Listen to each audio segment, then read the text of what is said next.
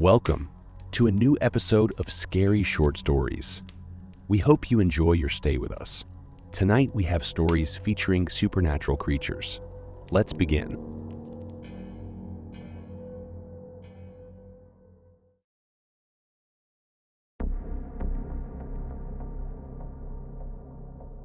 Story 1. I used to work as an overnight security guard at the local port. The site was fairly big, with a radius of nearly 2 miles, and I would work 5 to 6 nights out of the week. For the first few weeks, I didn't see or hear anything out of the ordinary, except for a few questionable creaks and misplaced objects during my patrol rounds. But then, one night, something happened that I will never forget. Me and another guard, Mike, were at the gym in the site, which was a fairly old building with a sauna, weights, and even a racquetball court. It was around 2:30 a.m., and the entire building was so quiet that we could hear the electricity running through the lights. We were in the middle of a workout when we heard a loud thump. We thought nothing of it and continued working out. But then we heard the thump again. At first, we thought it might be our lieutenant, who could have been walking around. But when we radioed him, he said he was at the front gate. We tried to think logically about what could be causing the thumps, but they kept happening, one after another. We started to approach the other side of the gym, where the glass door to the racquetball court was, and that's when we saw it. I got chills all over my body and started tearing up out of fear when we saw one of the balls rolling slowly by itself inside the court, but there was no one in there. The thumps we heard were the balls mysteriously being tossed against the wall, as if something is playing inside the cage. We were both so confused and frightened that we started yelling and running away, knowing that there was probably something evil toying with us right there. When we got back to the front gate, our lieutenant saw us and asked why we were tearing and running in a ridiculous manner. We told him what we had witnessed, and his facial expression scared us even more. He said, "That's why there are always guards that quit often. There's something evil in the area, and it's not the first time that something that bad has happened here." He showed us security footage of dark figures and shadows, literally passing through the office areas and lights mysteriously switching on and off. I still get chills recounting this experience to my friends and family, and even typing this out now gives me goosebumps. I don't know what it was that was causing the strange occurrences, but it's possible that it could have been some kind of paranormal activity. Whatever the case may be, I didn't last long in that job after that.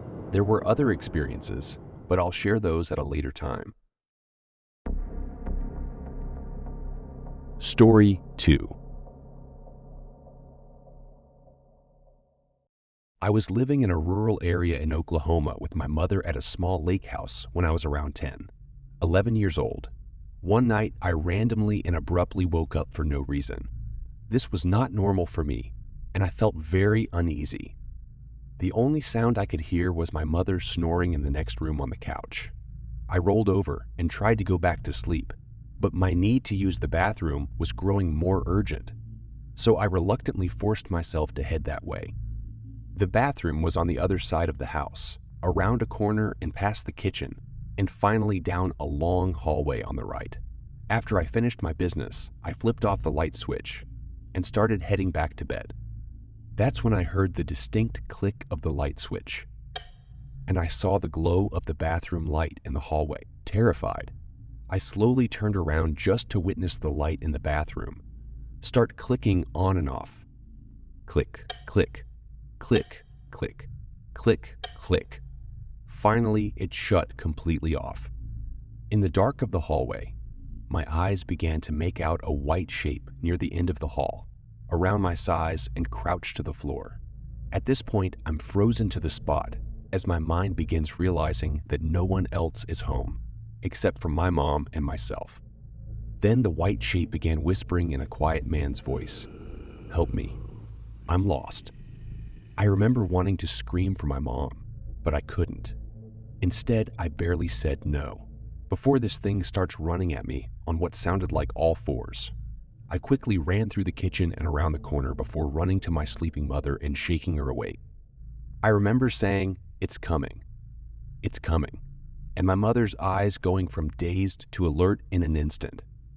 She asked me what was going on, and I saw her eyes look over my shoulder before she screamed. Her scream still makes my blood run cold. I had never heard pure terror like that in my life, even to this day. She grabbed me by the arms and pulled me into my room and slammed the door.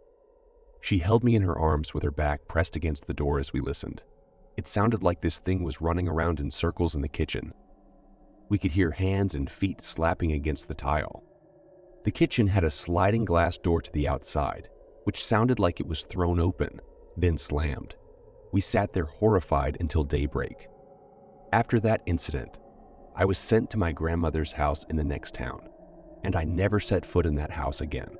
Years later, my mother told me she went walking around the property after the incident and came across a small burial site with 3 headstones that each belonged to children from the early 1900s. It freaks me out because what I heard that night was a man's voice, but it was so unnatural. My mom still will not tell me what she saw behind me and what it was that made her scream. She tells me she's afraid it will know we're talking about it, and it will come back. This is the first of many weird things that have happened in my life,